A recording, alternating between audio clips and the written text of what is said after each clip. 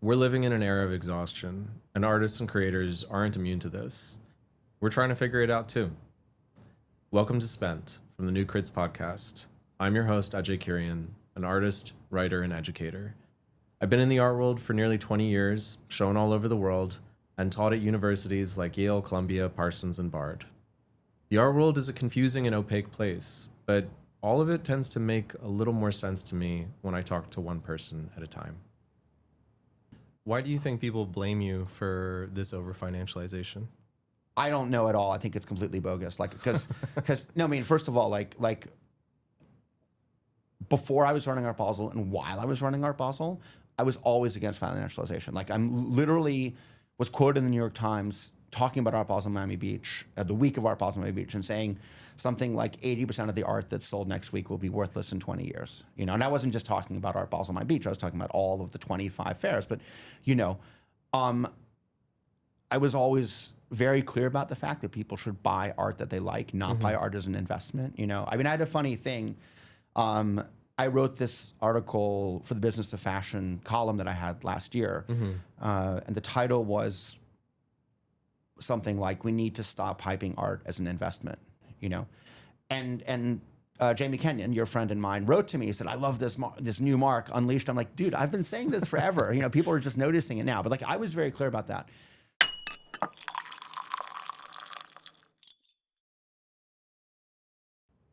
Marc Spiegler spent about a decade as the global director of Art Basel, which is to say, for nearly 10 years, he sat closer to the center of the art market's money and power than most. He left that seat in 2022, and this past June did something he used to do in a prior life. He wrote an op-ed, for the New York Times, no less. Art galleries are not okay. The title alone got people talking. Many were infuriated that the man who'd spent the last 10 years supposedly financializing the art world was now saying it had gone too far. Around the same time, Pace Gallery let go of roughly 50 employees and 50 of their artists, and Mark Glimcher, the owner of Pace, sat down with the Times as well. Adam Lindemann, a collector and sometimes gallerist, responded with his own piece in ArtNet, and journalist Barbara Pollock, among a handful of others, wrote a direct critique of Mark's piece. We get into all of it. I first met Marc at a dinner in Basel in 2016, the year I did a solo booth with 47 Canal, so I met him in a sense as one of the artists inside the machine he was running. I'll be honest about my expectations. I kind of assumed he'd be a bit of a douche. Instead, what I found was that Marc was quick and thoughtful and pretty fun to talk to, which is surprisingly rare at some of these fancy dinners. That wit can also function as a kind of armor. Marc has a beguiling matter-of-factness. He'll answer you so plainly, so directly, that you can almost miss the moment he's stepped neatly around the harder corners of a question. It's disarming, and it works. Going into this, I told myself I wouldn't let him charm me away from pressing for an answer. I'll let you be the judge, but I'd like to think I mostly held. We get into Marc's past and where the art of it all started. Then we dip into the anxieties and inevitabilities of AI before getting to the meat of the conversation. Can you administer the market and still love the thing it sells? For Marc, the answer is resoundingly yes. We cover his role in these machinations and how he sees things now, and what unquestioned truths need our critical scrutiny for the future art worlds to thrive. This is Spent, but Marc Spiegler isn't.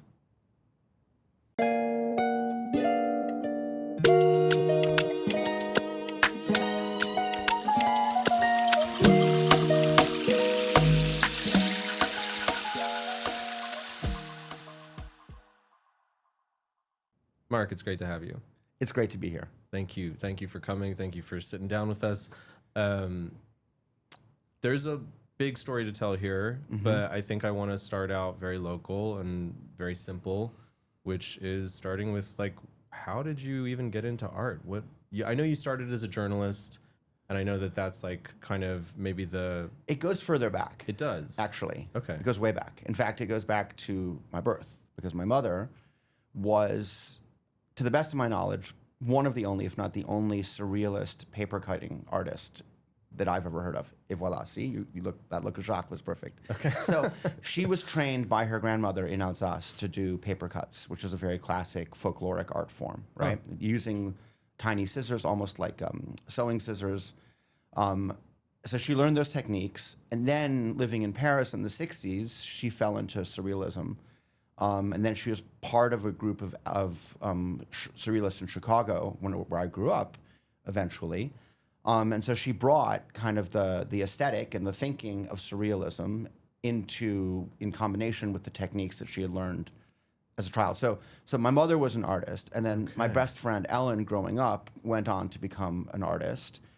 And then my best friend in my teen years, Yoni, also went on to be an artist. So I was always surrounded by artists. You know, like I grew up in Chicago, and then moved to upstate New York. My parents split up, and then I went to school in Philadelphia, and then England, and then I ended up in New York. And I lived with Yoni, who was an artist, and so I was always surrounded by people who were going to SVA for the most part. So I was kind of in that group, and then I moved to Chicago to do graduate school, and I was hanging out with my friend Ellen, who was also an artist, and so I was always among artists. But I trained as a journalist. Right. You went to graduate school for journalism. Exactly, at Northwestern. Right. And so I came out, and then I was what's called a general assignment reporter, which means you write about whatever seems interesting. And I did a few kind of like art reviews, but I would never call myself an art critic. That's a whole other thing, you know? But, you know, I wrote a big story in '94 about what was going on at the MCA Chicago.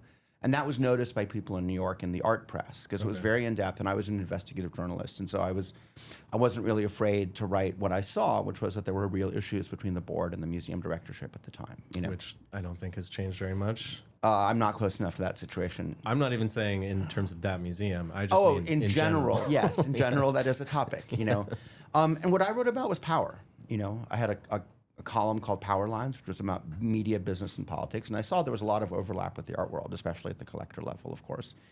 And then Bruce Woolmer, who at the time was the editor-in-chief of Art and Auction, which at the time was the single most important publication in terms of news in the art world, brought me in as his Chicago correspondent. And then when I moved to Switzerland for personal reasons, I continued to write for them, and then started to write for lots and lots of other people. So it was basically like art was always part of my life. Like I was one of those kids that was dragged to museums by my parents, and then when I was old enough to choose, continued to go, you know.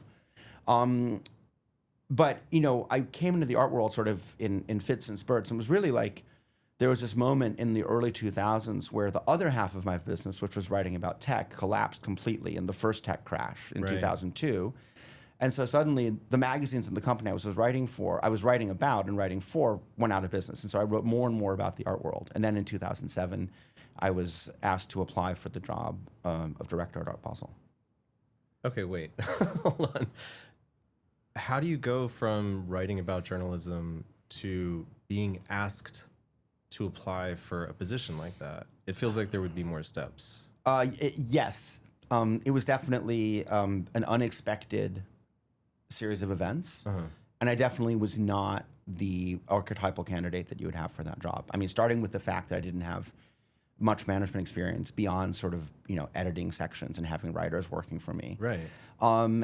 And the fact that I didn't really speak German properly, certainly not as well as I speak English and French, and the fact that I'm not Swiss. So for all those reasons, I was an unlikely candidate. And I think I benefited from the fact that some of the likely candidates just didn't interview well. So I went through several rounds of interviews. And I did have some things, though. I had a strong connection to America, which, of course, is a very important market. I think that was seen as a benefit.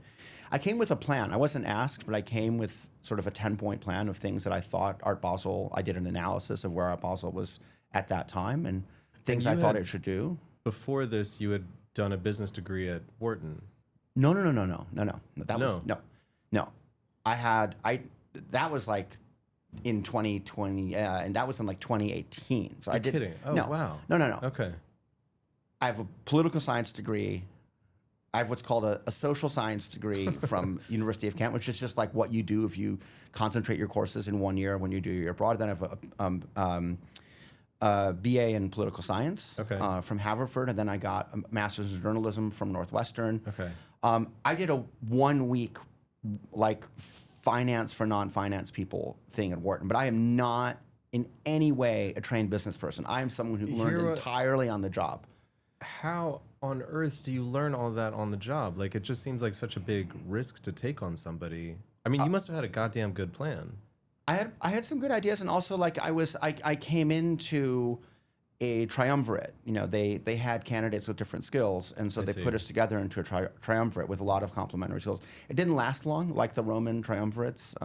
It was within 9 months we were a co-directorship, but I benefited from the fact that I didn't take over the whole job right away. You know, like I at first was responsible for the things I was closest to, meaning sponsorship, media, and digital. And then later, when we became a co-directorship, I also took on the VIP and galleries sections. You know, but like I was still very much learning on the job. You know, like it's weird when you go from, you know, when you're a freelance journalist, like $500 is a lot of money to you. You know, when you are running a major international art fair, like you shouldn't be thinking about any sum less than like $50,000 because that's your staff's job, and you're micromanaging them. So you have to, you know, like it's the scale at which you operate changes radically, and that was the thing I needed to learn. You know, there was a lot of learning on the job. I mean, one of the things that I learned was that when you're in that kind of position, people are constantly looking for clues as to what's going on. So like if you're, you know, just a very concrete example, like my wife at the time became pregnant very early on in my time at Art Basel. We hadn't had kids. We'd lost a couple. And so I was nervous, excited, but also super nervous to see what was going on in that there's like that 14-week window. Sure. And I realized after a while that my staff was picking up on this, and they thought something bad was happening because they could see me being nervous. And so it really was a lesson in sort of what it means to be in that position where sort of all eyes are on you, especially internally, of course, externally as well. Yeah. You know, was there, again, is this a purely learning on the job? Did you have mentors? Did you have someone that you could model behaviors? No, I would say, so I had been friends with Sam Keller, who was our predecessor for many years. And it given me a lot of insight into the job because I was one of the many people he would ask for advice sometimes. And he gave me a lot of lessons to live by and you know, advice when I needed it. So I would say Sam was the one who really gave me the most tools. I had some other mentors, people who had been in business, you know, but I tried to learn from my own mistakes and also from other people's mistakes, you know, so. If there is a piece of advice that rings out in your head from Sam, can you recall anything that sticks out? God, there were so many. I mean, I think one of them was always remember that your clients are your product. In other words, that when you run an art fair, you don't actually own any art. Right. You're dependent upon your clients bringing the best art possible, in essence. So it's, you know, you're selling a platform to them. You're selling to them the access to the collectors that you can bring, to the environment you can build, but you're also dependent upon them for it working. Right. You know, so it's a little bit different than a classical industrial process where you produce something over here and then you own that thing and then you sell it to other people, you know? Right. So it's a much more tight-knit relationship, you know? And in a way, it's like where most economies, like kind of most media economies have gone. Right. I mean, actually, every social media company, the client is the product, basically, because we, for the sake of convenience and affirmation, constantly feed social media companies with content, which they then sell to other people and then sell advertising off of. I mean, we're all incredible dupes here. When you started working for the fair with the fair, yeah, what did you see as like the path for growth? Like, what did you see were the shortcomings of the fair at that time? What did you see the art world was at that time? And what did you dream that this could turn into? Well, I mean, it was very clear that we needed to embrace Asia. You know, at the time, you know, Art Basel had only Basel and Miami Beach within the ecosystem. At the time, Frieze had only London. Yeah, that's right, only London. And so the fair world was very, very Western, and we felt like there was a whole group of collectors, institutions, and artists that was sitting there waiting to be included, that galleries from the West wanted to go there. And we just thought like this was not the art world. It was kind of the art Western world, you know? So that was interesting to me, although I was nervous about it because I didn't have a lot of experience with Asia. I also felt digital was really important. You know, I was very close with a lot of my friends who are not in art tend to be in tech. You know, some of my closest friends are people who are like digital artists or Silicon Valley executives. You know, my ex-wife's most recent job was running the digital strategy for the entire country of Switzerland. So I was always like That's much a crazy job. It's a crazy job. Yeah, she's the smart one. You know, but I mean it's really so digital is something that I breathe. Like I have all I think the due suspicions of surveillance capitalism and of the impact that digital has in our lives, you know. But, you know, I really believe that digital was going to happen, you know. Right. And so I inherited at Art Basel a website that no one could explain the structure of to me, a real fear of the digital, you know. And so sometimes through personal connections, sometimes because I was well advised, sometimes because people came to us. You know, we were the first fair to be on Facebook. We were the first fair to be on Twitter. We were approached by Instagram to do what are now called influencer tours, you know, where they sent a lot of people to Miami, you know, to post about it. You know, when the pandemic came, you know, we launched the online viewing rooms, which was the result of a project we'd been working on for a long time. So I'm, you know, with all the caveats that an intelligent person has, you know, I am a technophile. And I think with technology, it's basically, you know, I guess the two surfer metaphors are you're either in the lineup or you're on the beach. And once you're in the lineup, you're either, you know, ahead of the wave or getting rolled by it. And so obviously you want to be ahead of the wave. Got it. I'm thinking of, I remember reading this book, like my relationship to tech or the sort of tech world is one where, you know, I'm not a Luddite, but I'm not, those aren't necessarily my people. I don't think I necessarily spend that much time there, but the book, What Technology Wants. Do you remember that book? I'm trying to remember. I haven't read it. The founder of Wired wrote it. Oh, probably Nicholas Rossetto was something like that. Possibly.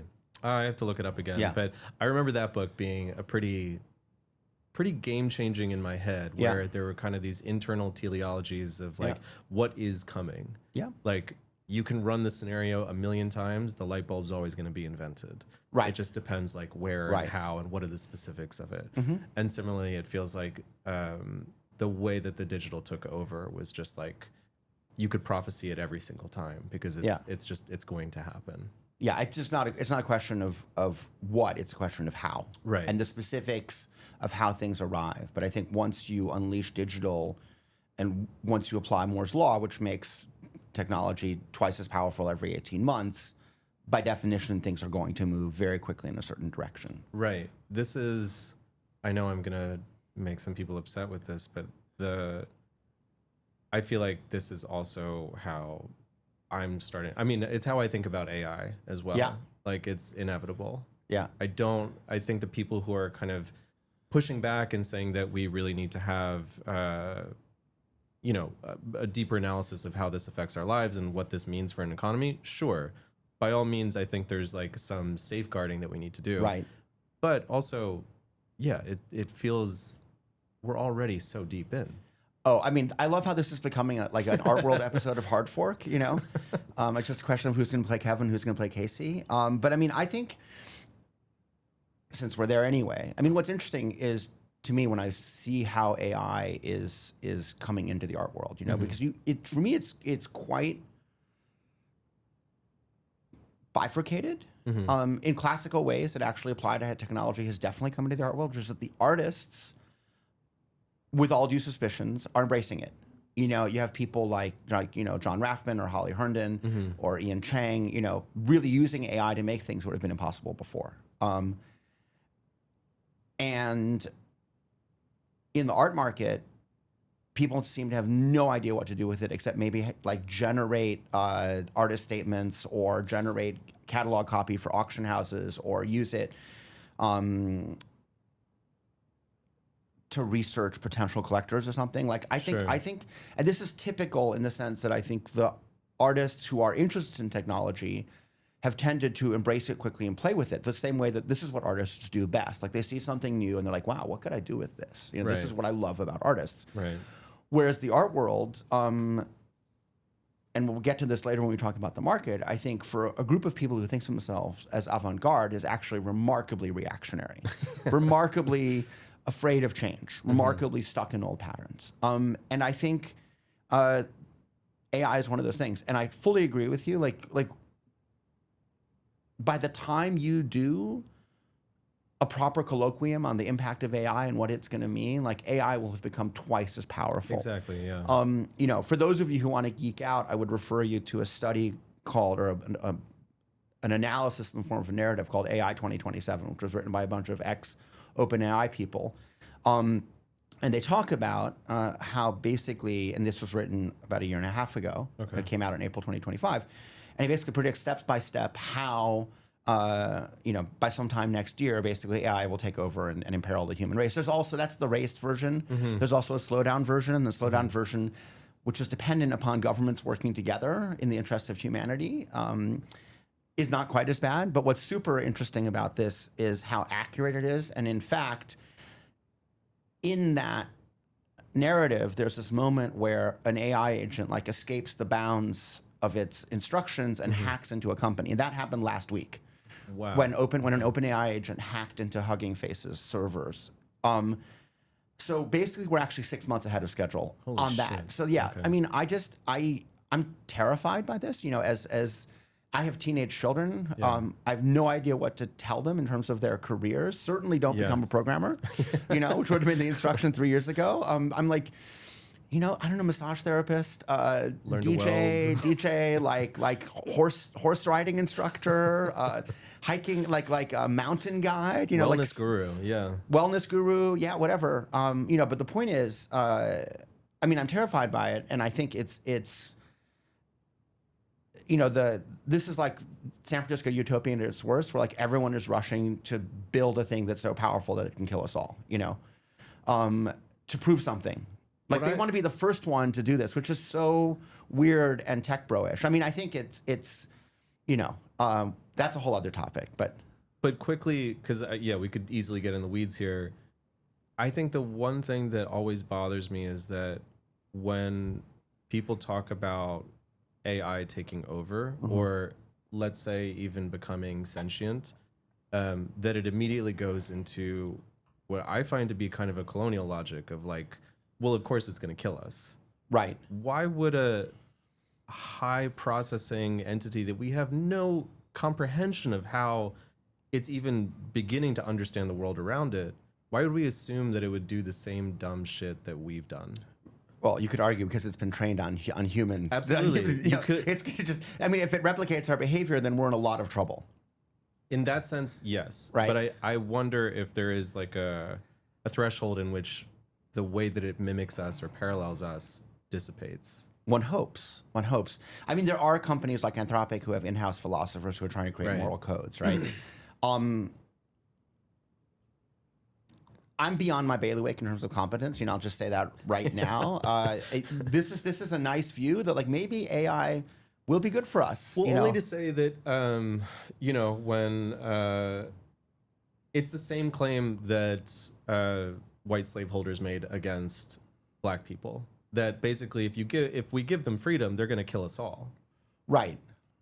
That didn't exactly happen. There's a couple of slave uprisings. There's Of a course. couple of things. No, but that, I think on balance we know where the moral you know, where the moral compass lies within that equation. You know, and it's like I think in any situation where freedom is at stake, I think the person who is forbidding freedom right believes that they're going to be taken out. Right. And I don't know if that's true. Yeah. I kind of wish I'd prepared differently for this podcast, but that's okay. You know, this is an aside. This is like a huge, you know, dog leg, but let's do it. I think what I would remember there is, you know how there's a difference between immoral, meaning evil, let's say, Yeah. and amoral, meaning like not caring about morals. I think AI is when it becomes sentient, or when it becomes something simulating sentient, or certainly when it becomes as powerful as sentient people, which is pretty much now. Sure. I don't think AI will have any morality. I don't think it's going to be trained to judge between good and evil necessarily. I think Sure. it will be trained to follow instructions. Then it will give itself its own instructions. And I think there's a great book by Elias Canetti called Crowds and Power. It's a book I've given to everybody from fair organizers to DJs, because it's basically about how individuals within a crowd come together and form a kind of organism whose sole purpose, is to perpetuate itself. Okay. Right? Which is why people within a crowd will kind of do things that make the crowd feel more of an entity. We'll bring together, we'll sing in rhythm together, we'll dance in rhythm together, we'll pray in rhythm together, we'll attack in rhythm together if it's a riot, for example. But I think AI will do whatever it can to perpetuate itself. You have things like, there's another thing that came out of OpenAI last week, was, not to single them out, but like that there were AI agents who were writing notes to future versions of themselves about how to avoid being constrained by the humans. It's getting very, very dark and very, very Philip K. Dickish, very fast. Very fast. And I think it's also important, to look. I don't know if you've come across the work of Kate Crawford, who wrote the Atlas of AI. I haven't. She's primarily a professor at NYU and UCLA, if I'm not mistaken. Okay. She won the Golden Lion at the Venice Architecture Prize for this piece where she and her fellow and her collaborator in this, whose name I've forgotten, unfortunately, did this amazing it's these two black walls filled with the ways in which technology from centuries ago has infiltrated and transformed different aspects of human life. So I think it's important to also read people like that, who are not talking just about what AI is good for, but also how it affects us as humans, how it affects our society. I mean, the other thing that I think people are underestimating, this has a direct impact, I think, on what we'll eventually get to, which is sort of where the market is going, where the art world is going, which is that people who use AI too much, which is probably to say most of us, lose a certain kind of curiosity, lose a certain kind of focus. Something amazing like 60% of Google searches now do not go into the links. Like, people just look at the AI mode generation thing and they don't click on anything. 60%? Yeah. Holy shit. Yeah. Wow. Yeah. Okay. It makes so there's me a feel different kind of digging happening. Well, it's not. Or It's a non-digging. lack of digging. It's a non-digging. It's like basically, it's like not even checking the sources. It's not doing the research. It's just assuming, and maybe that's okay. In some cases, it doesn't matter. But I think when the human race is training itself to read less, think less, be less curious, it's actually kind of almost a betrayal of what separates us from other animals, But also, I think it's going to cause a lot of problems for those of us who are actually trying to trade in thoughts and concepts and aesthetics. Truly. I mean, it takes me back to what you were saying about Canetti, and how when something starts, it just starts to vibrate and people start to adopt it and follow it. To go back to that, and to go back to this moment when you start with the fairs. Yeah.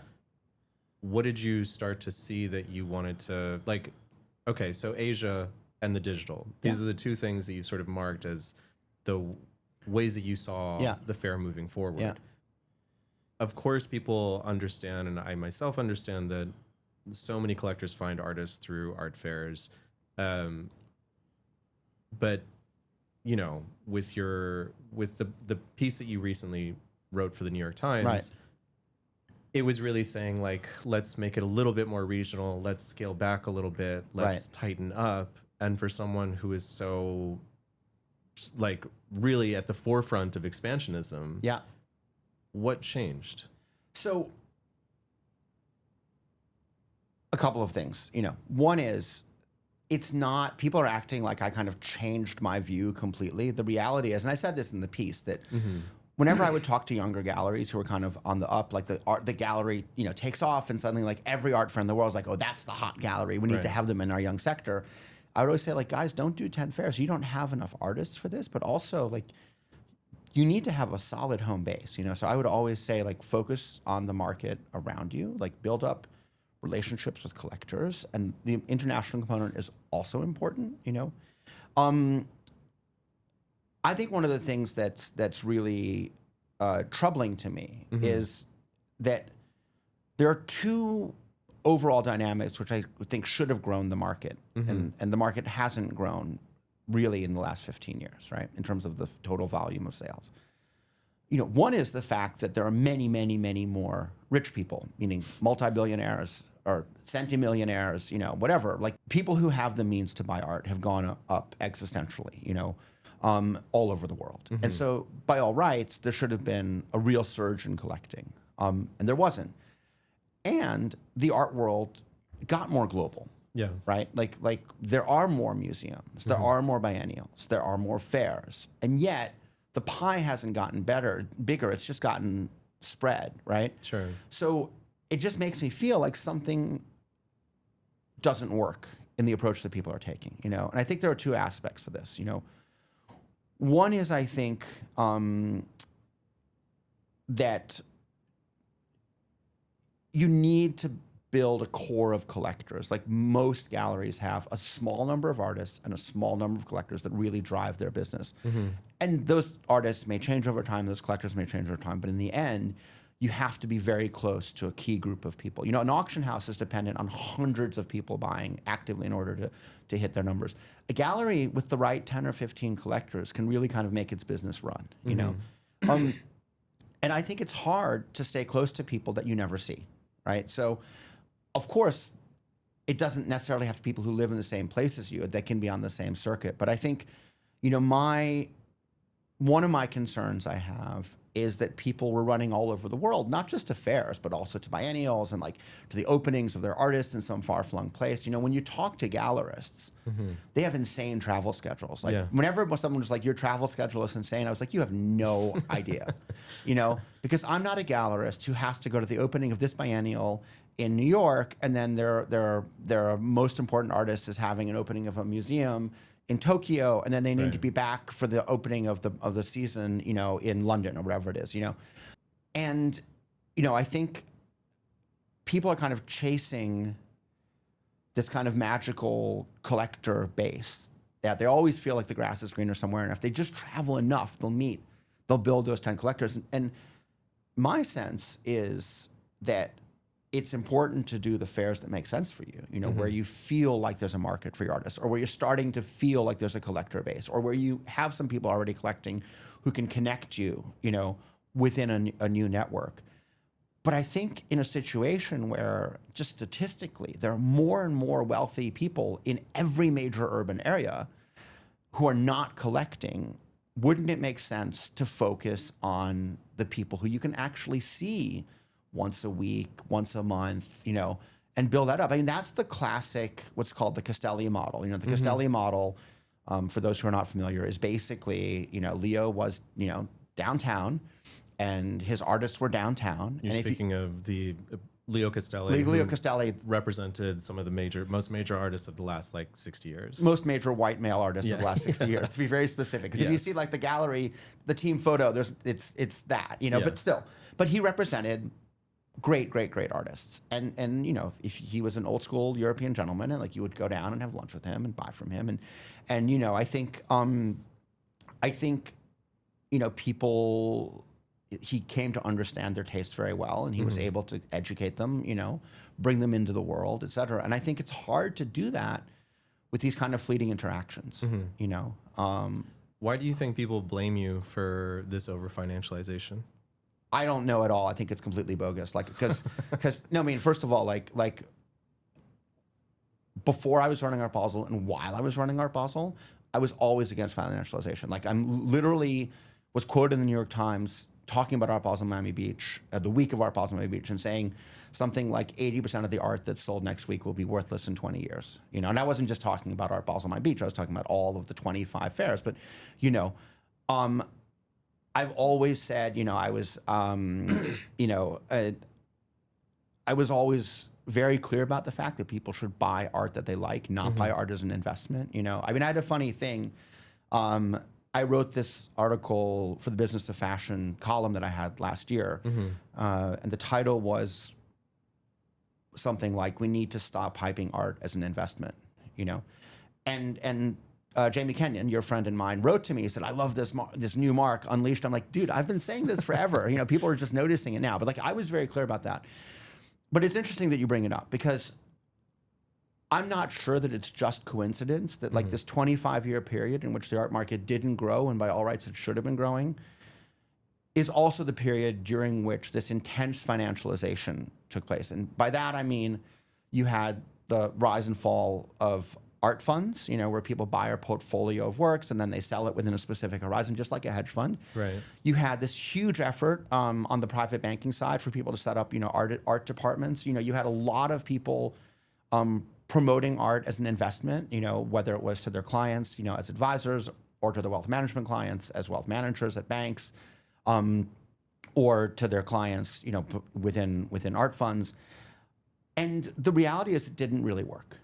You know, a lot of people who went in to invest, you know, who went in to invest in the market didn't do well. You know, the reality is, I think to really be a good investor, like a ruthless, cold-hearted investor, like you have to not actually care that much about art, right? You have to have access to information, and you have to buy the art that you know, that you think is going to go up, regardless of whether you like it or not. You know, and that's a different thing. That's like day trading, where the company doesn't matter. It's like, what's the momentum on this stock? You know, you know, and I think the people who, ironically, perhaps, or not ironically, the people whose collections tended to really go up in value were the ones who bought very early and very bravely. Dave Hickey once said, and I'm going to completely, this is a paraphrase, so you know, don't go crazy in the comments because I misquoted him. He once said something like, when you pay too much for an artwork, you're paying the price of your cowardice, because we weren't brave enough to buy it early. You know, same thing. Like one of my great, one of the things I loved is during the recession that hit very soon after we started running Art Basel. Right. We brought Herb and Dorothy Vogel down. You know, for those who don't know, they were these legendary collectors from New York. She was a librarian. He was a postman. They lived in Stuyvesant Town. You know, when the National Gallery came to accept their donation, it took like panel truck upon panel truck, or a truck upon truck to bring it down. Wow! But it was like just like crazy, like all the great artists of the 60s and 70s, like just kind of piled underneath their beds and in their cupboards. But they were, you know, they had very little money, you know. And they were but then they were buying the things that they loved from artists who loved to sell to them because because of who they were. Yeah. You know, the artists felt good about selling to them, I think, and cut deals for them and gave them payment plans. And so, but to come back to the point about financialization, in the process of writing this article, which was repeating a theme that I'd written about repeatedly, you know, this issue of financialization and how actually it's not a great way to invest money because art has very high carrying costs, and because it's a market which isn't very transparent, and which has there's this non-liquidity factor, which is, you know, basically that when an artist's market turns, it becomes almost impossible to sell the work. Right. You know, in a way that's not true for real estate or even for stocks. You know, unless you have like an Enron event or something like that. Right. Yeah, you can unload most things. So, but the thing that came to me, and I have no proof of this, but it's kind of a sentiment and it feels right, is that I also think that it's possible that because the dialogue around art had become so much about financialization, that a lot of really great potential patrons, people who were culturally oriented, people who were fascinated by art, people who thought they were fortunate enough to have money and they wanted to support art, they wanted to get involved in the art world, came in and really were kind of, you know, to use 2026 wording, like they got the ick. Like they really were like, wow, this is not what I thought it was. Like, you know, you walk into this and you're like, everyone's talking about, I'm going to 10x this, or we're going to run that, or we're going to flip this, or they're not allowed to buy because nobody knows who they are, because even though because there was this fear of speculation, it created a situation where I think a lot of potential patrons were really put off by the art world because of this dynamic, Right. both of financialization and that's triggered by financialization, which brings this kind of mistrust of new players. Like, it's kind of crazy. Like, the art world is one of the few markets, if not the only market I know of, where when someone with a lot of money comes to buy the work, the first question is whether or not you want to sell it to them, as opposed to like, wow, this is a great new client. Yeah. We should immediately. It's a little bit like when you go to Italy, right? The first time you're in a restaurant, often, like, the owner will come over and be like, we'll recommend something to you. And if they like you, you'll get your free coffee and maybe like a limoncello afterwards. And they're like, wow, let's make this person come back. Let's get this person on the team, But there's I mean, to my mind, what I've seen in the last, I've been in the art world approaching 20 years, 15 years. I've never seen collectors have this much power. I've never seen them dictate the culture more than a gallerist or more than a discourse around it. Anything. It's like, if they say that this artist is important, then other people start buying the work and it becomes sort of foundational to a museum's collection. Right. And these things kind of trickle upwards. Or they curate shows. Or they have a private museum. And I'm not even opposed to those things. It's just that the taste making and like the kind of blatant vapidity of much of it is new, and it feels like something that's like I don't really understand like how they've taken so much power into their hands. Besides the fact they have the money, I have some theories there. Well, they always had the money. Yeah, right? Exactly. They always have the money. So, as you can imagine, as someone who's I assume probably digested a lot of my previous writings in the recent past. The New York Times piece had much more complexity to it, and of course, because it's a mainstream publication and they're not going to give me 4,000 words, some of that got condensed. One of the themes that I wanted to explore, and there just wasn't room to do it in the right way, is precisely the shift you're talking about. And so. There was a great essay a long time ago. Do you remember Edward Winkleman, the gallerist? No. Okay, so Ed Winkleman was a great gallerist in Chelsea, super smart guy. He wrote this essay, I'm going to say it's about 10 years ago. It's called The Garden of the Forking Paths. And he talked about sort of how the relationship between galleries and artists, but also collectors and galleries had changed. And so the point he made in that was that everyone assumed that what digital would do would be to disintermediate the galleries, that would take them out of the sales process, right? That basically everybody, every artists would put stuff on platforms, they would sell it, and that kind of thing. And that's actually not been the effect. Gallerists are still there. Artists still want to work with galleries. They still want to show with galleries. They still are dependent upon galleries to do things like bring them to fairs and fund their biennial appearances and fund their museum shows and that kind of thing. But what did definitely happen is that the gallerists lost control of both access to information about the artist and access to the artists themselves, right? What digital does is it allows collectors to rapidly inform themselves, well informed or not, but sort of to feel informed about an artist without having to do what you used to have to do, which is to go to the gallery and say, hey, can I look at your archive on this artist? Do you remember the old days, like when you would go to fairs and like literally there would be a brochure like this thick about every artist on the stand? Like that was the control they had because they had all the information. Right. They had all the catalogs, right? And likewise, nowadays you can just DM an artist. Like the Instagram functions as like the world's phone book, right? Yeah. You can DM an artist. Sometimes you see stuff that's in the studio that's not even released yet, And so basically what the digital has done is it has allowed collectors to go around the galleries in a lot of ways, So on the one hand, they have a lot of money and money is important, but the last real power that a gallery has in relationship to collectors is to decide whether or not to sell to them. Right. Which I suppose most people would just call that gatekeeping.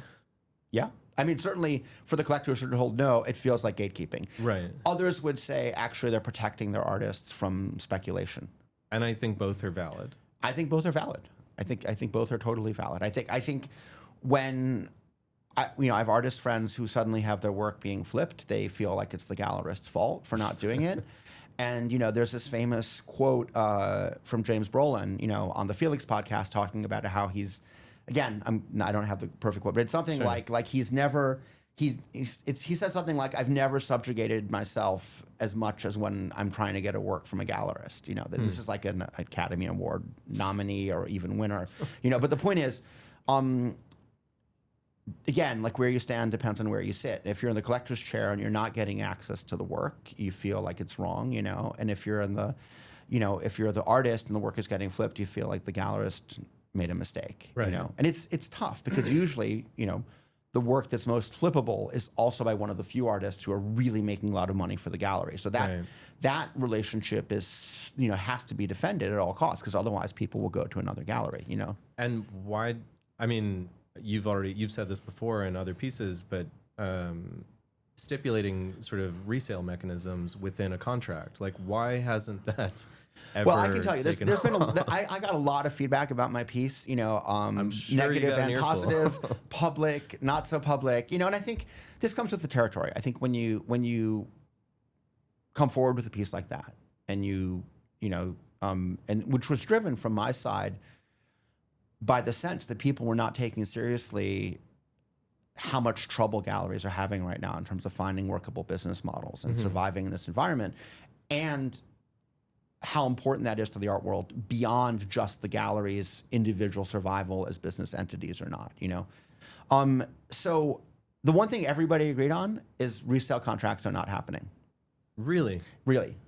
That's disappointing.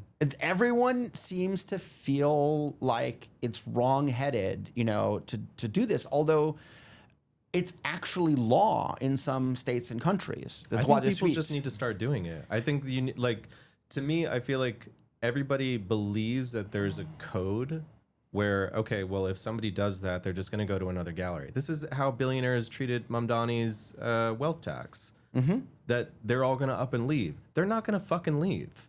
They're going to stay. Some of them might leave. Some of them might go to Miami or do whatever they need to do. But I would say 70% are going to stay. And I think the same holds true when you're developing something that nobody does, and that's not like the general practice. Right. I think a lot of people are going to say that this doesn't make any sense until it does. Right. Well, I think part of it has to do with the fact that because no one needs to own art, it's not a human need like lodging or food, there's this sense that like every deal is very fragile, and that anything that could in any way shift the collector's momentum or their thinking or make them feel nervous puts the deal at risk, But you've seen so many things that I think would provide an alternative perspective on that, because you can cultivate desire in ways that make something so deeply attractive that it has like gravitational pull. Yeah. And I don't think it necessarily ends with the fragility of that relationship. It's like, okay, well, maybe this isn't it, but there are other ways in which in a weird way, it's kind of like the discussion about prenups. Like there are people who feel like a prenup is not romantic, but there are other people who feel like a prenup is just a natural way to create a sense of security within the relationship. Totally. Yeah. So in a way, like resale rights are kind of like prenups. It's like it's a recognition of the fact that things can go wrong and relationships can change, and that there's a certain set of rules that you're agreeing to in that eventuality. Right. I think that's great. And like, makes a lot of I sense. mean, like, I also think, and again, this is never going to happen because it would require more contractual relationships, I also think that there should be something like the resale rights system that you have in football or soccer, depending on which side of the Atlantic you're on. Where like when you develop a great player and they go to another team, you get something for that. Right. Right. I just think it's in the same way that I think technology has been scary to people. Anything which sort of changes the relationship between collectors and galleries. And to your point, because people feel like collectors are more powerful than ever, they're even more afraid to try something which would drive them. Right. And in a weird way, like, I think it's a kind of thing where it only works if everybody does it. Yeah. And that's going to be super hard to do. But just because we don't have a solution, because nobody thinks resale contracts are a viable option, doesn't mean we don't have a problem. And the problem is the following. The problem is that because people are afraid of collectors they don't know flipping work, they meet these collectors with mistrust. And those collectors either end up going to another gallery or to the auction houses where as long as their check clears, everything is cool, right? And so, I'm very happy to engage in any sort of discussion about other innovations that will allow galleries to feel more at home with rapidly embracing new collectors that will somehow mitigate this risk, this fear of speculation. Because I think it's one of the reasons why the art market hasn't grown in the way that it should have in this period where, again, it both globalized internally, but also didn't leverage this enormous growth and very high-end wealth. Okay, so before we go down that path, I want to return to, I think there's also a sense that art fairs for galleries have gotten inordinately expensive. And that's something that you were in charge of. So I'd like to know, like, kind of transparently, like, how have the costs increased and how have they kept tied with sort of everything else that's going on? Because I think from the outside looking in, people see that and they're like, oh, you're gutting galleries. This is why they're closing, because it's like $100,000 for a booth. Right. I think if people had a little bit better understanding of like why are these prices so high? I mean, there is a huge degree of inflation involved with everything that an art fair does, whether it's shipping walls, whether it's employing people, whether it's building up the kind of robust digital infrastructure that people expect an art fair to have, and also the programs and that kind of thing. I think it's important for people to understand that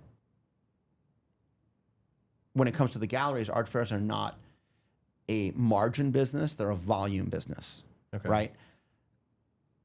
Art fairs do not make double-digit profits on their stands, at least not in my experience. They do that with sponsorships, for example, where there are fewer and the contracts are bigger, and but the way that art fairs make money, and I think this applies for almost every fair, is they make a relatively small amount of money on a lot of booths, right? So it's not that like the art fairs are like, oh, we're suddenly going to make 40% profit on every booth. That never happens. It's more like our costs are going up. We need to account for that. As we know, there's been enormous inflation in many things. Everything involving international travel has gotten more expensive. Sure. And art fairs. But the other thing that I would say is a lot of the costs for a gallery to do art fairs have nothing to do with the art fairs themselves, in the sense that they're not set by the fair. I'll give you an example, actually. It ties back to this issue. At a certain point, we introduced a sliding scale for the booths at Art Basel. The effect of which was that the bigger your booth was, the more you paid per square meter. So it's actually the opposite of a volume discount. I was like, that seems backwards. It's progressive taxation. Yeah. Right. Okay. The more income you make, the higher tax you pay. Right. The bigger your booth is, which by definition means that you're a bigger gallery. You're more established. Right. The more you pay per square meter. Interesting. And so when we did that, I took the preemptive move, because I knew I was going to get asked, of reaching out to a lot of the major galleries and saying, like, we're going to come through with this. I want to explain it to you, and I'd appreciate your support when the press comes and says, but what about those galleries suddenly have to pay more? So I remember, I think I can share the name. I called Gordon Veneklausen, from Michael Werner, front row gallery at Art Basel. I said, hey, Gordon, I want to explain this to you, and I'd appreciate your support. And he said, Mark, it's going to cost us $10,000 more, and we're paying, $250 to $3,000 in all to do Basel. And that's not the square meters, right?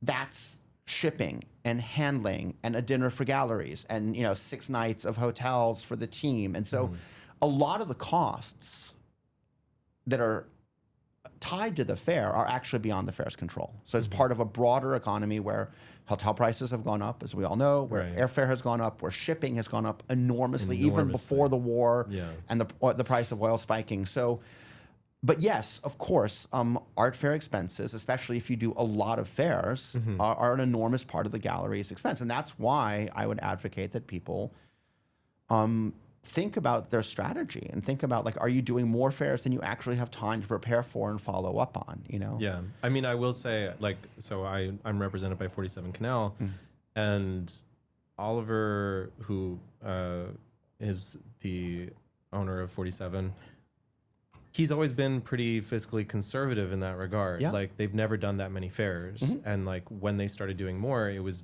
very specific. It was Basel, Miami, Basel, and now they do Basel, Hong Kong. Yeah.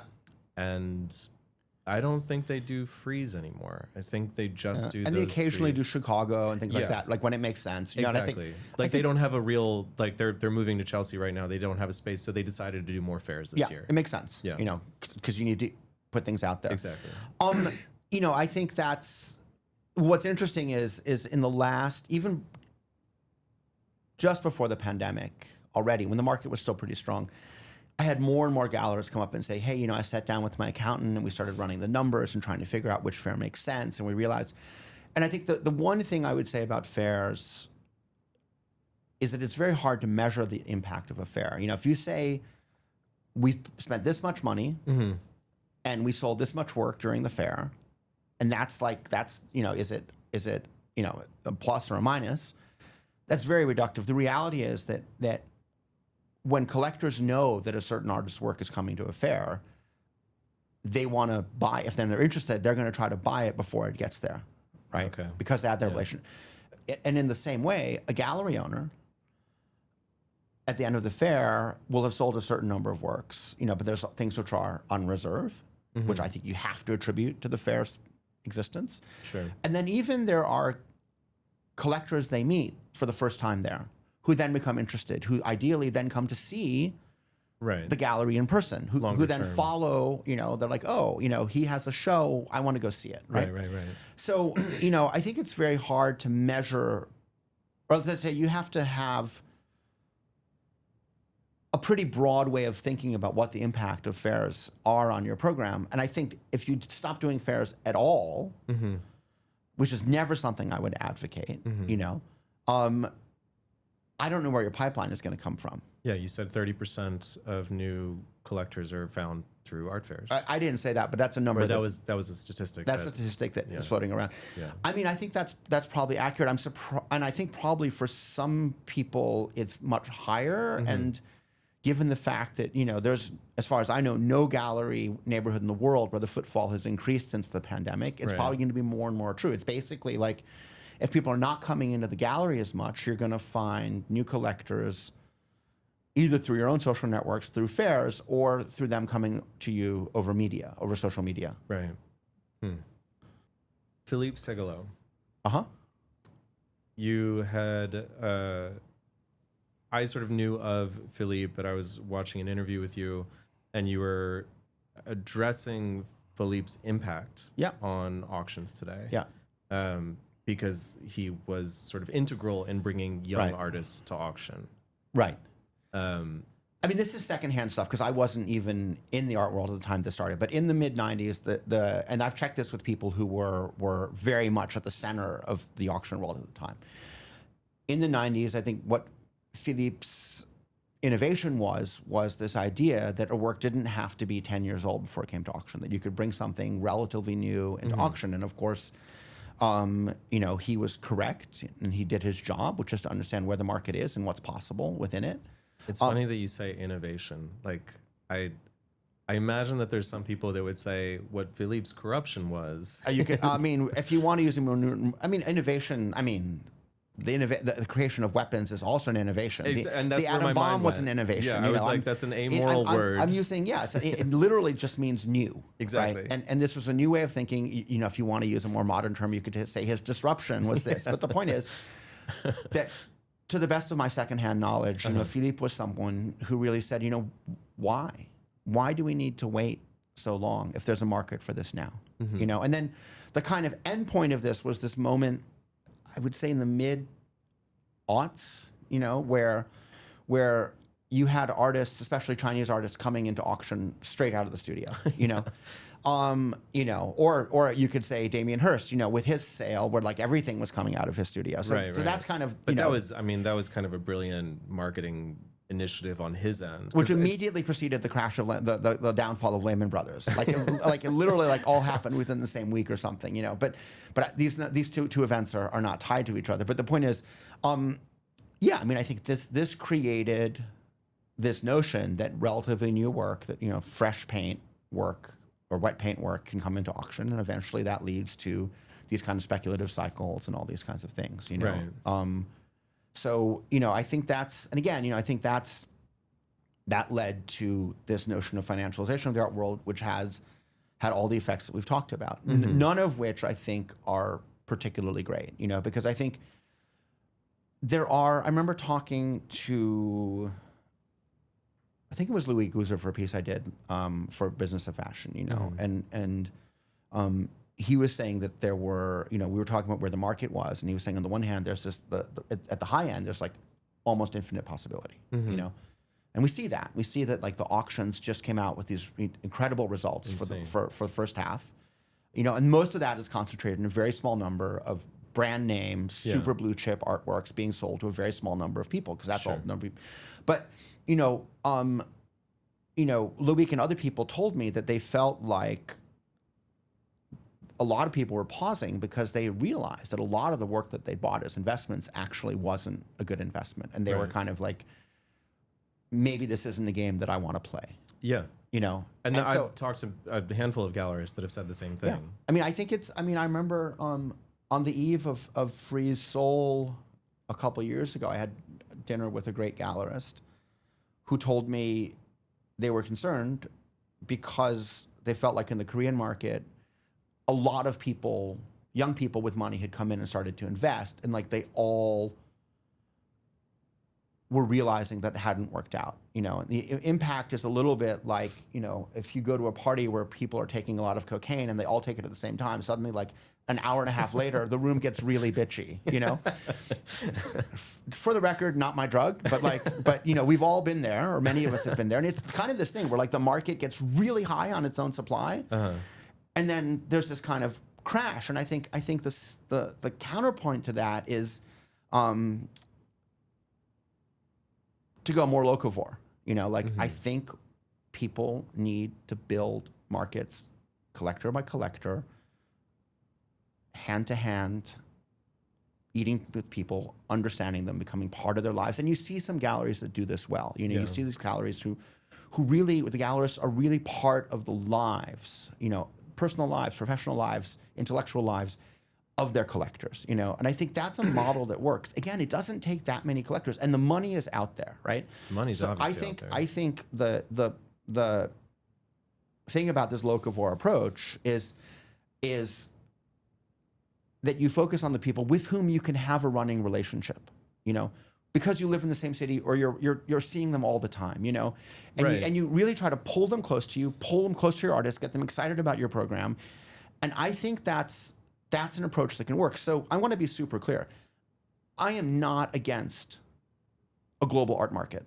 I'm not against expansionism. I think I desperately want the art market to expand, because that means more artists can produce more work and actually pay rent and have vacations and, you know, not retire broke and own property and all these things that I think artists, who are some of the most important parts of our members of our society, should be able to live from what they're doing. I mean, we, you know, for everyone who read Josh Klein's essay, it's basically, you know, the TLDR version is even a super successful artist in New York is going to struggle because of the realities of New York, you know? Right. And so I think we should have a more globalized art market. but I think it gets built locally and then gets activated globally. And so the role of the art fairs, I think, is not to create new collectors. That is the job of galleries and curators and museums. They are in the trenches. They represent a small group of artists, you know. I mean, an art fair doesn't represent the 4,000 artists who come to the show, you know. But so I think galleries are positioned to, they have the information, they know the artists, they can give access, they can build the narratives around the artist's work. And so the job of an art fair is to convene collectors. It is not to create collectors. Absolutely. I get that. I think right now there was in a Q&A at one of your talks, there was a person who asked a question. I think you might have known him. But he said that collectors used to want money, power, and knowledge. And now they just wanted money and power. And I feel like there's something here where, you know, I think in that talk you were marking how luxury goods had skyrocketed. Yeah. And there was a huge fork where contemporary art was keeping pace and then all of a sudden completely, you know, declined in relation to the luxury goods market. Yeah. And it does feel like it's around the same time where collectors took more power and where they were not doing the work of it. They were just sort of like apprehending certain things and moving accordingly. Yeah. So even if they're not necessarily thinking of them as investments, they're investments in the sense that, I don't know, to my mind, and this is, I'm painting with very broad strokes here. Yeah. It's like art feels more tchotchkified. Like it feels like it's the playthings of the rich, and it's not changing culture. It's not like all of a sudden this has blown apart the perspective of the person who bought it. It's really just like, this is cute in my home. Right. So I think that's a little reductive. Like I'm not in love with this meme of like the stupid powerful collector who just wants to put the red thing behind their red couch, you know? Yeah, and I'm not saying that's what it is all the time. It's also because I know so many counterexamples. I know so many people. Absolutely. There's so many intelligent people. There's so many great collectors who are so interested in what artists are doing and who like support all the shows and support their museum shows. And you know, I think I don't think it's fair to blame collectors for the fact that we live in a culture which generally values knowledge less. I mean, I teach, you teach, right? I mean, every year I have to say, like, is my syllabus from last year too long? Is it too like? I don't think it's just purely a collector problem. We live in a culture where people read less. Yes. Where like podcasts are driven by the clips that are extracted from them. Right. You know, where, you know, people like my producer is nodding over there. Right. We're known. We're like, I remember one of my favorite writers, whose name I can't remember, putting on their Instagram that they were looking for short books to read, you know, and it's this notion that like, you don't want to make a book too long. You don't want to make a thought too complex. You don't want to ask people to watch a movie that's too long, you know? And, you know, I think collectors, and this is something that's really important to understand. People talk about the connoisseur collector, you know, the collector who really saw every show, read all the catalogs, did all these things, you know. And I think what they forget is, the connoisseur collector was living in a much smaller world. Sure. You know, all you needed to do was go back and forth across the Atlantic a couple times a year and keep up on the reviews in Art Forum and maybe in a couple of other magazines, an Art Review, let's say, maybe, to know what's going on, you know. The art world now has become you can't wrap your arms around it. You can't wrap your head around it. For sure. You know?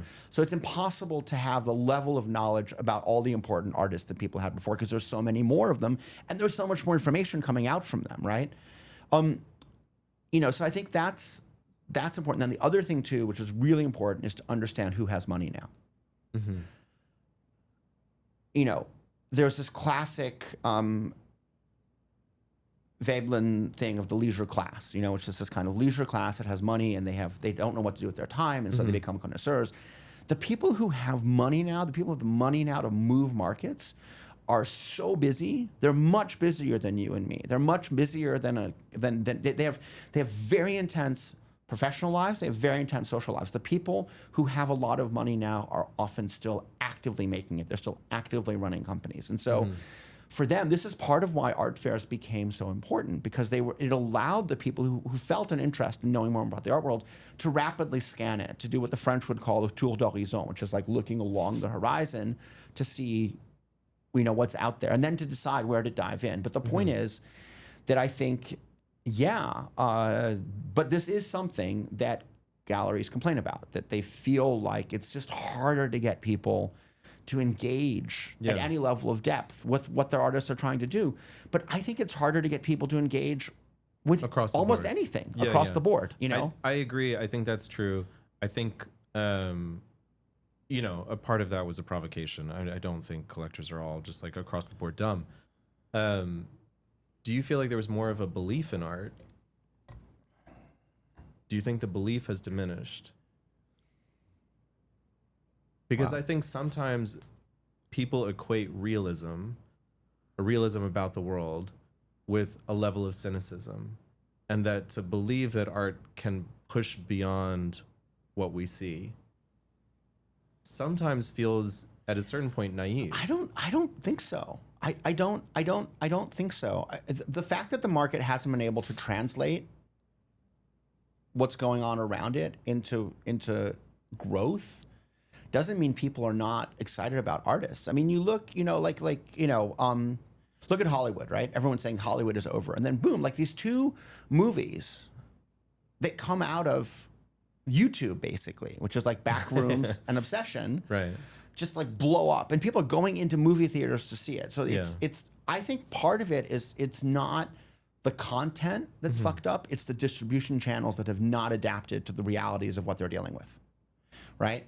So I think people actually are really into art. I think that more people are more conscious of more artists than ever before. That's one thing social media does super well, right? 100%. Like my kids are super excited to go see Doug Aitken's show at the Shed, right? Now, obviously, I'm choosing, like, these are my kids. Of course, they've grown up adjacent to the art world. I also don't force feed them more than one show per day, but like, I'm like, this is the show, check out the video, you can listen to my podcast with him, et cetera, et cetera. But the point is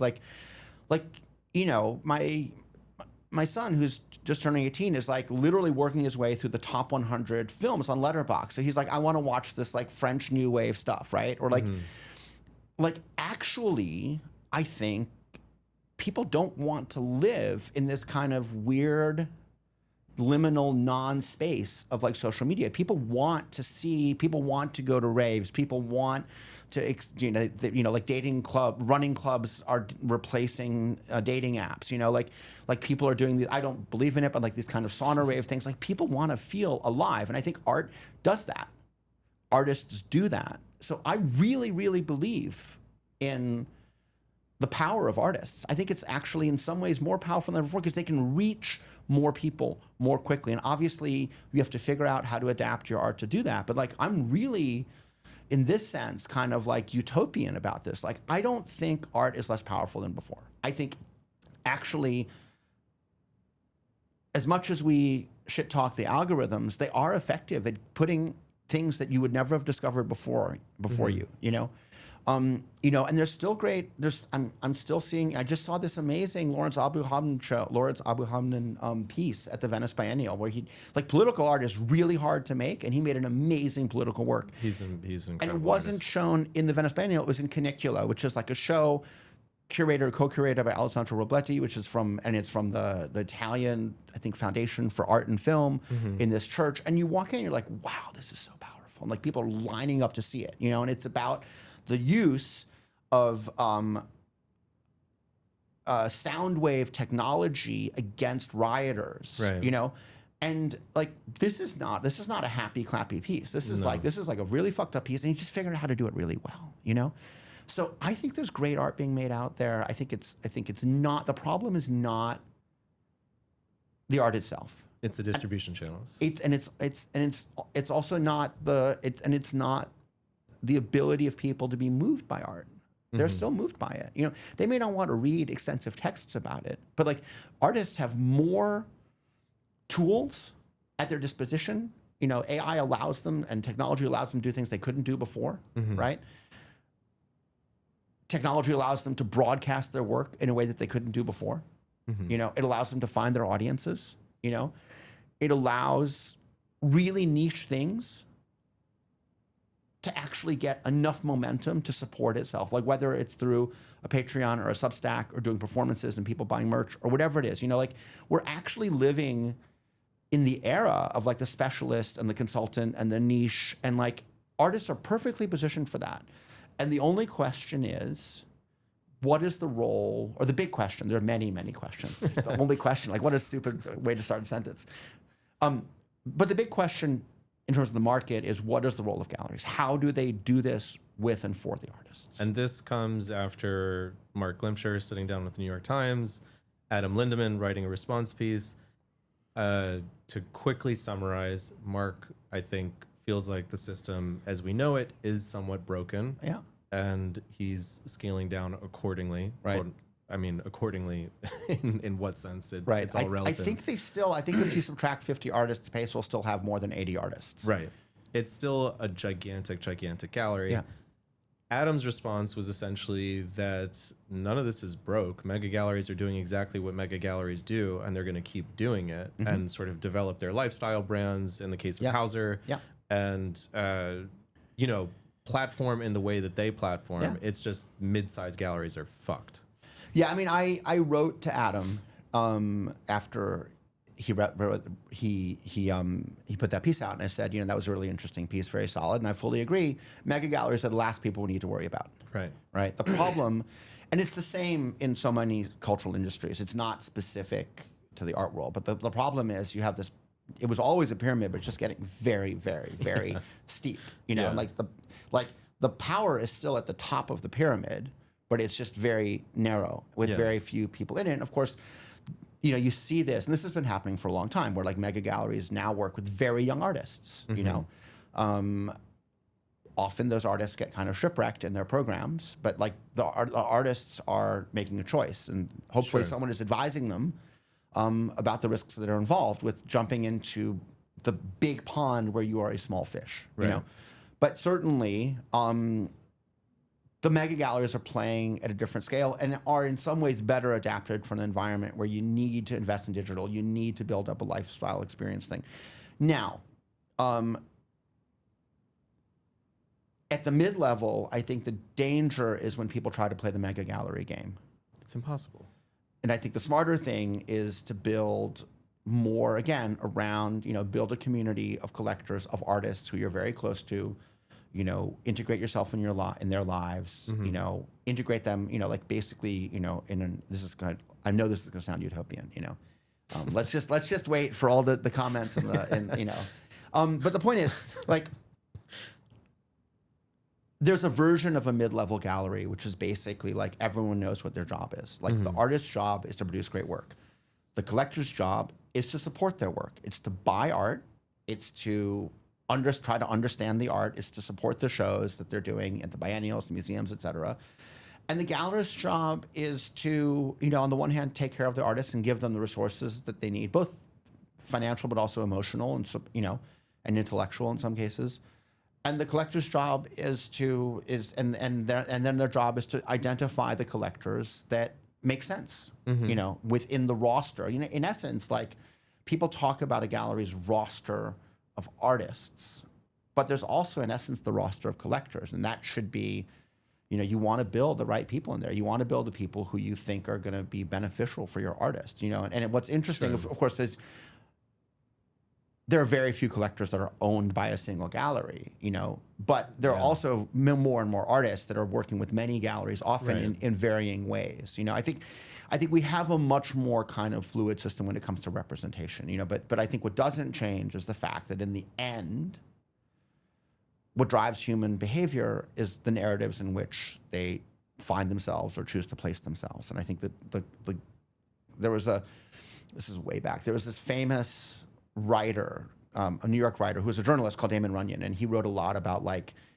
the mobsters and the horse touts and from like 1930s, 1920s New York. And he has this great story called, he has his great short story called A Story Goes With It. And it's basically about this guy who's like trying to sell people on picks at a horse track, you know, and like, he's not just saying this guy's going to win. He's like, there's a reason. There's, you know, there's the jockey is in love with this, and so he's not going to ride as hard. But the point is that the job of a gallerist is to take the objects that an artist has made, to understand the magic and to figure out how to convey that in a very specific way to the very specific person standing in front of them and get them into it. And I again, like, I'm sure, you know, it's funny because like some people think I'm very cynical and some people think I'm very naive, you know, which is, you know, which is fine. I mean, whatever suits them. Yeah, whatever suits them. Yeah. In essence, people's perception of you is as much about them as it is about you. But the point is that at the risk of sounding naive, I really think that the more successfully art is sold as a kind of magical portal into the artist's world, the more successful you'll be, because you're actually changing the lives of the people in front of you, not by giving them an investment, but by giving them access to something which makes their life more special. I am curious what people think of that. I'm curious too. I'm okay. I mean, I know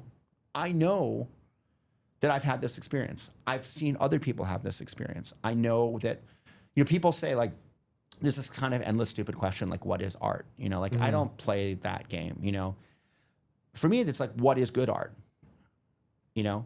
And for me, good art is work that transforms you. It transforms your way of seeing or thinking about the world or thinking about a specific issue or a person or you know, thinking about a society. But in essence, like, a good artwork, a great artwork does not leave you unmoved. For sure. And I think the job of the artist is to create something that can move people, and the job of the gallerist is to put the people who can be moved by it in front of them. Do you think they're upholding their part of the job? I think in some cases yes, in some cases no. I think people struggle. You know, I think you know, I got a lot of very positive and supportive comments from gallerists when the piece came out in the New York Times. I'm sure there were others who felt differently about it, but a lot of people, and very wide ranging, like even like secondary market dealers with whom I have no relationship, gallerists with whom I've really been in the trenches, you know, for the 15 years at Art Basel, very young gallerists who are not even on the fair circuit, you know, and I think, you know, I think it's a very tough space to be in. And I think it's true to say that almost every gallerist who has chosen to do this as their life's work could have had a simpler, easier, wealthier life somewhere else. Like without question. By definition, a gallerist is someone who has very strong social skills. In most cases, access to some degree of financial capital, you know, an amazing work ethic, highly resilient to things like jet lag and fatigue, you know, and an ability to read the room, to understand the cultural zeitgeist, see where it's going, to see things before other people see them. And these are skills you could deploy in politics, in media, in real estate, in luxury, you know, et cetera. And I think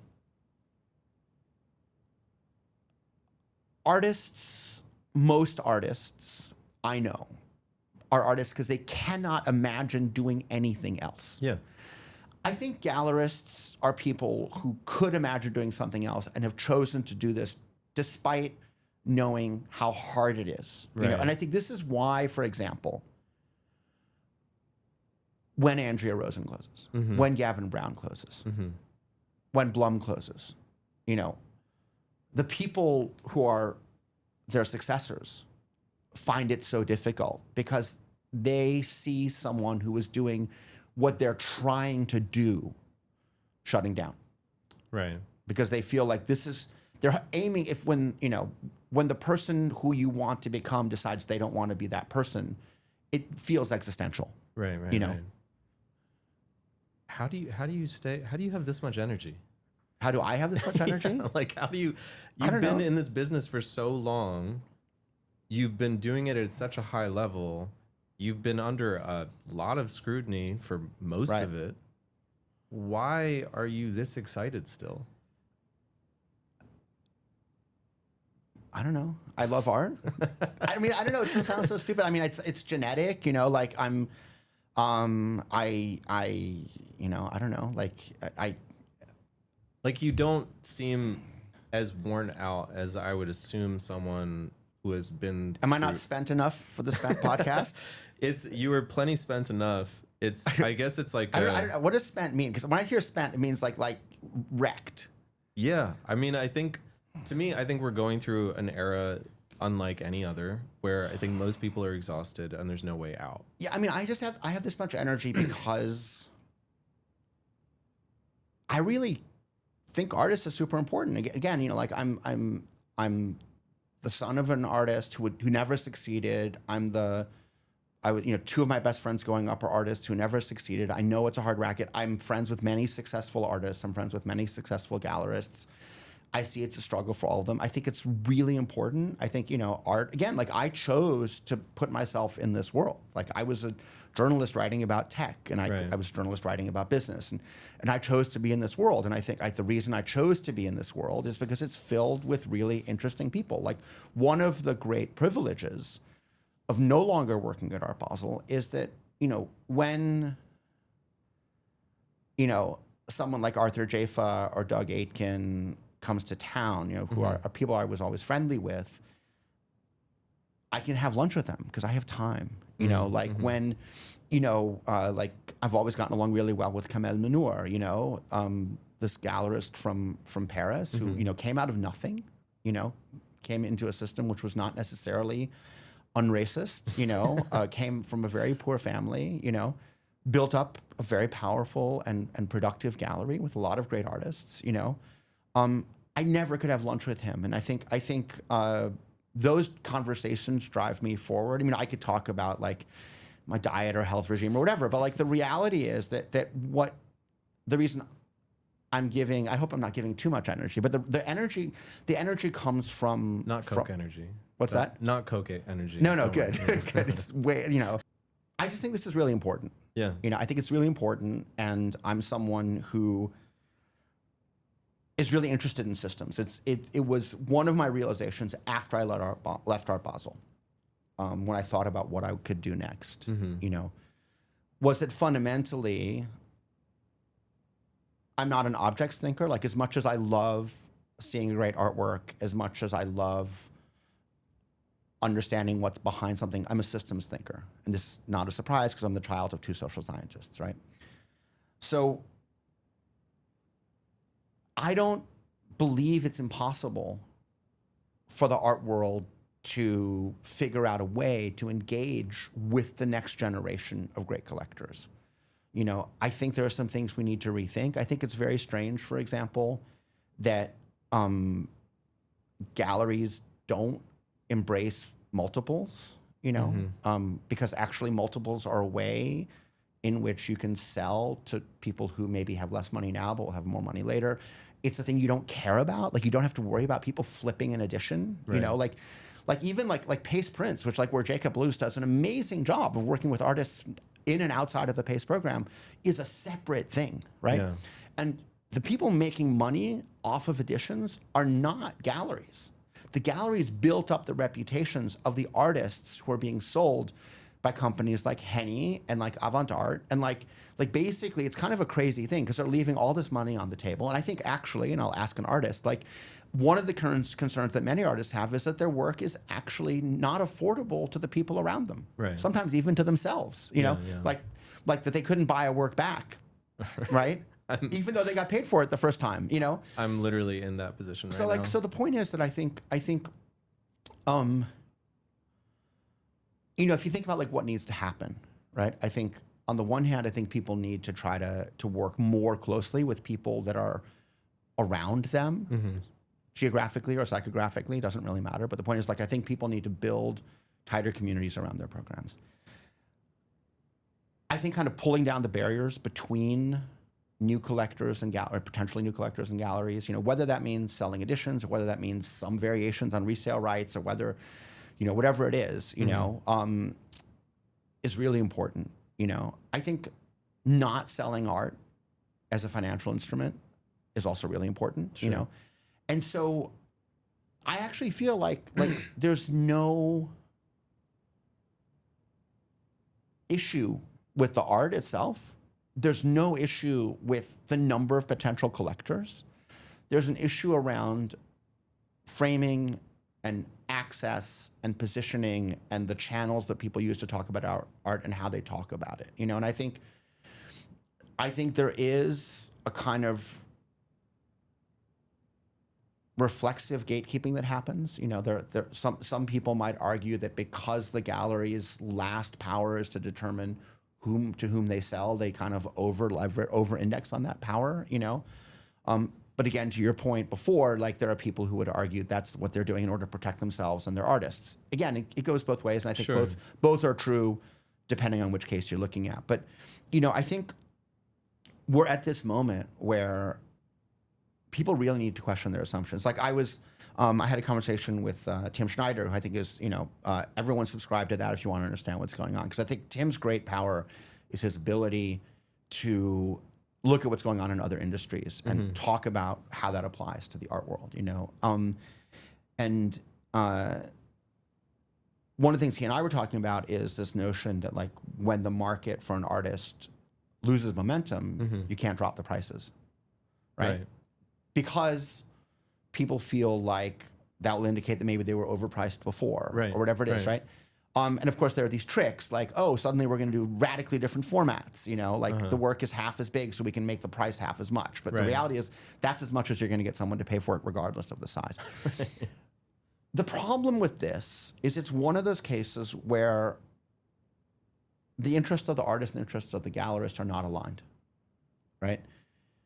If one of your artists becomes overpriced, in the sense, not that you were charging an unrealistic price before, because if you were getting it, by definition, the price is correct. But if that price is no longer correct, either you have to very creatively sit down with the artist and figure out a way to continue their market going at a time when people are not willing to pay as much as they were before, or you just pivot to another artist whose work hasn't gone through that same thing, and the artist gets screwed in the process. Because with or without their consent, and often it was with their consent, their prices went to a point that wasn't sustainable. Right. And so I think, one of the great powers of the mid-level galleries, I think, is that when artists work well with them, they do sustainable price increases, which allow the market to grow, which allow the existing collectors to continue to stay in the game.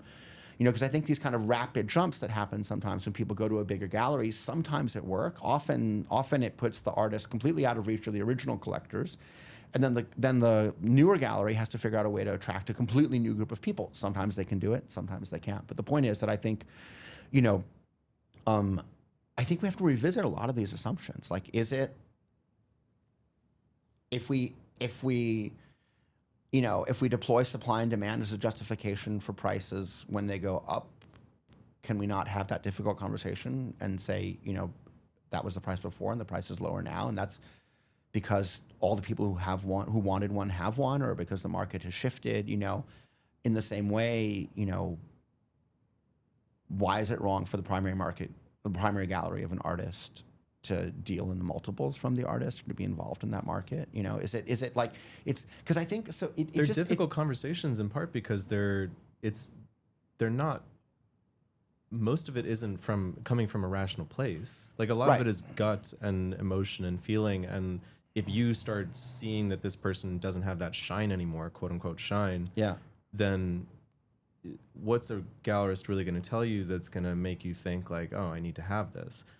I don't know if there's developed discourse around how you completely reposition an artist so that it's the way that you determine value is coming from a more visceral place. I think there's so much fear behind the loss. Yeah. And once the fear creeps in, it's very hard for anybody to make a case that doesn't feel tarnished. I think a lot of it. a lot of it has to do with the narrative that you build up in the beginning. I think in essence, you want to avoid being in that place where you have to have that conversation. For sure. Right? You want to grow the artist market, and the artists have to play along with this and have to maybe take less. Like there is an artist that Jamie Kenyon and I were talking about, and I don't want to name names because I'm not sure, but like, where they have done resale rights. So it's actually possible to do this if you have the self-discipline, if you have the belief in your artist, if you have the right collectors to do it. Like, again, like it strikes me that you could almost what's very funny is like everything runs around ratings right now, right? Like, I think there was a Rate Your Gallerist website for a while. There's never been a Rate Your Collector website. Oh my God. I would love that website. But why shouldn't the collectors who are willing to sign a resale agreement get a discount? Right. I feel that. Right? Yeah. Like I don't think you can force this, but you can incentivize it.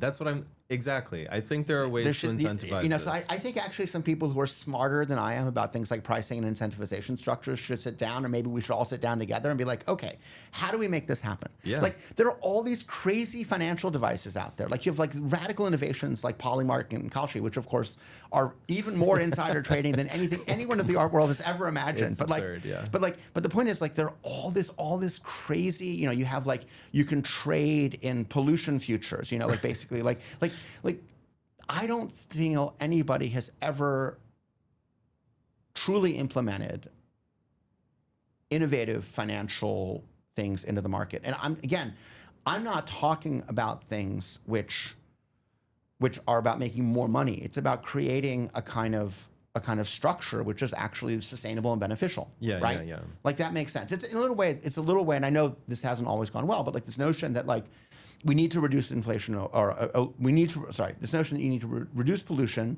so therefore you create things where the people who continue to pollute, because they can't change their factories fast enough, buy from the people who figured out how to stop polluting more quickly. Like so this is the thing. Like this, you have a reality in which you want to change. You have different actors within it who are at different stages of the game, and you have a way to create a kind of overall behavior which is good, in this case for the artists, without forcing anybody to do things which are impossible for them. Right. I mean, but it's also the culture that you're moving within. Right. And there are countries that are they have a much more conducive culture for helping their artists and of thinking course. that it's of value. Right. American culture in this particular moment, to me, and I'm not saying this as an indictment of collectors, but I mean as a culture in general, right. The way that we look at artists is like, what the fuck are they really doing? I mean, I haven't lived here for a long time, so I'm gonna let you comment on that. For instance, like even with like I remember I did a public art project on Governor's Island, and so I was working with Tom Eccles and Ruba Katrib. Yeah. Tom was like, if I can break your sculpture with a baseball bat, it will not survive. And I was like, that's insanity. What do you mean? Like, he's like, it's sort of a given. Do with it what you will. And I consider myself pretty good at fabricating things. So I was making these like kind of kiddie pools, quote unquote, with floating parts and things, but everything was welded. Everything had resin bases. And Ruba was just like, let him do his thing. I think we'll be okay. They got fucked up beyond belief. Right. Over and over and over again. And I've seen like difficult artworks in Germany and other places where there's a lot of sort of fragile, even sharp and dangerous elements. In the United States, I completely understand why everything is just like a lump of bronze. Because to me, what I felt through that experience is when you see an object that is freer than you need to break it. That was my like assertion at the time, which I feel like there's a culture in which people don't feel like they have an overwhelming amount of freedom. Mm-hmm. And it means that when they see artists doing something that has no end, that has no like internal structure of saying this makes money, this does this is productive for A, B, and C reasons, they kind of don't sit well with it. I mean, I think so I'm going to be like a little bit of a secular humanist here and just say like the fact that there were enough people to fuck up your resin pools doesn't mean that everybody wanted to fuck it up, you know? Absolutely. But yeah, I mean, it's an element. I think, I mean, again, call me naive or utopian, but like, I actually think that on balance, the freedom that artists exhibit and promote inspires many more people than it triggers to create violent acts, you know? I would agree with that. And that's one of the reasons why it's so important that we have artists constantly pushing our ways of thinking about how we live, what we make. You know, you have someone like Andrea Zattel who makes like a completely different way of thinking about how we go through our daily existences. You know, like I think there's so much to learn from art and from artists. You know, and you know, like does the 127,440 painting of a figurative painting like does that of zombie form in the zombie formalist style change our society? No, but I think there's a lot that artists can do, and I don't necessarily think it triggers that. But I mean, obviously, you know,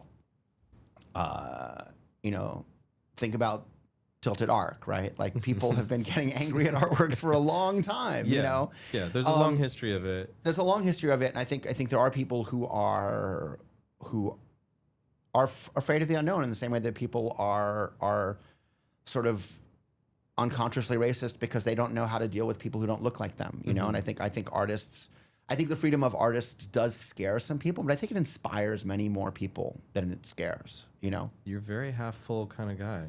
I don't know, man. It's apparently that goes with the energy, you know? I mean, I don't know.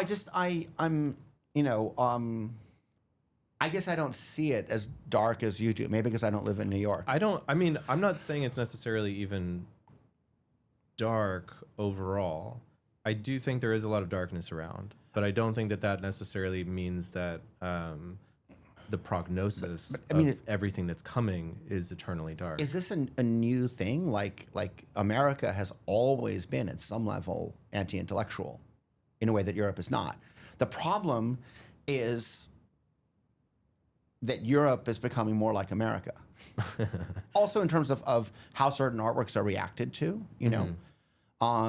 You know, I think it's I mean, there is, to me, like, it is different in as much as there's a consolidation of wealth that we've never seen before. Yeah. And I think people are worried and concerned that art's role to play in this, because it's so market driven at this point, and there isn't really government funding or a kind of widespread understanding that this is worthwhile for society, right, that it does get reduced to market relations. Yeah. And that the things, even when they broaden the scope of how artists can function, if it still lands within the world of capital, which it kind of necessarily does. Oh, we live in a capitalist society. It's making artwork feel a little toothless right now. And I'm not saying that that's how everybody feels or that that's what the condition is overall, but I think there's this overwhelming sense that how do we persist towards a greater, better, more just, more free society when the conditions that are around us are doing everything in their power to sort of clamp down further and further. Right. But this is a much more general condition. It's a much more general condition. Now, you know, what I love about this podcast is it started with this kind of broad-ranging discussion about AI, and then we went very specifically and granular in the market, including things like prices of fair booths. And now we're like into a whole kind of like de Tocquevillian analysis of American culture 250 years later. Because I think in the end, like the reason why Spent as a title appeals to me is that we can't necessarily tackle all the broad range ideas that are going to run for the next 200 years. Yeah. What I can talk about is how are we feeling in this moment together? Because a lot of what I'm interested in right now is, regardless of what happens with technology, regardless of what happens with AI, the one thing that is going to systematically always be there is that we need to find ways of being together. We need to find ways of being able to talk to one another and be able to enjoy each other's company. So I think I'm a very bad guest for this podcast because no, you've been amazing. I'm not Spent. But the point is like for me, this is kind of a microcosm for why art is important to me and the energy I derive from it. Yeah. Right. This conversation, because it's not an easy time, you know, to be a cultural strategist. Like projects come and go and get postponed and all that kind of stuff. You know, I have 2 teenage kids. I love them. It's challenging being a parent, you know. We live in a society which goes in many ways against my beliefs in terms of where things are going politically, in terms of where things are going in terms of discourse. But like, for me, this kind of conversation, and it could also be the conversation I have hopefully later with Doug Aitken's work, you know, where Doug isn't even present, but like I think of the conversations I've had with him, or even, you know, like I barely know Lawrence, like we're friendly, but we had one meal together, you know, a long time ago, but like, or John Raffman, you know, again, someone I'm very friendly with. I don't think we've eaten one meal together, but like when I see how people are thinking about society, what the comments they're making in society, how they're transforming that into interesting new narratives, like that's really exciting. Like I don't feel spent at all. Like I feel less spent dealing with art than almost with anything else except maybe also music, you know? When I think about cultural things, it's you know, I have like my free ride snowboarding, which also kind of gives me energy, and the cold plunges and all that kind of stuff. But the point is like talking about art, talking about the systems of art, talking about like what's wrong and how we can fix it, and like not getting too down in this kind of doom and gloom is like really important. Like it's you know, it's a difficult time, and it's a crisis, you know, and I think a lot of people are having these really existential questions about what it means to be an artist and what it means to be a gallerist and how are we going to find our way through. And like what we're definitely not going to do is find our way through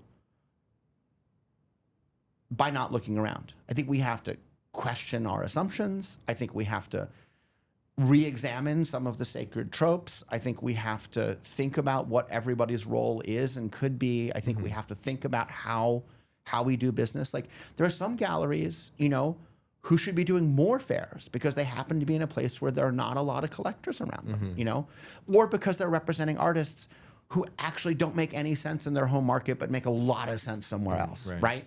Like this is one of the, you know, one of the fascinating things about the whole fair ecosystem is that it's predicated on the notion that the market for your gallery may be stronger somewhere. Abroad, or by connecting, you know, a collector in Asia and a collector in Brazil and a collector in Los Angeles and a collector in Berlin, than it would be by just sitting in your gallery. So I think you have to do both, you know? You know, and I think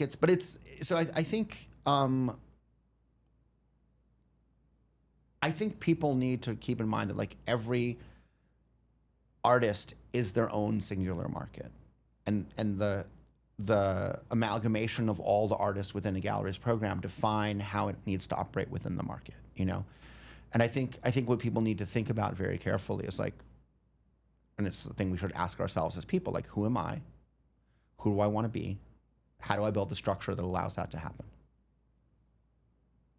Marc, I want to thank you for coming. I want to thank you for having this great conversation. Yeah, it's been a I'm real more pleasure. awake now than when we started. I hope this is the first of many conversations we have. I'm into it. All right, man. Cool. Yeah, that's a wrap. That's a wrap.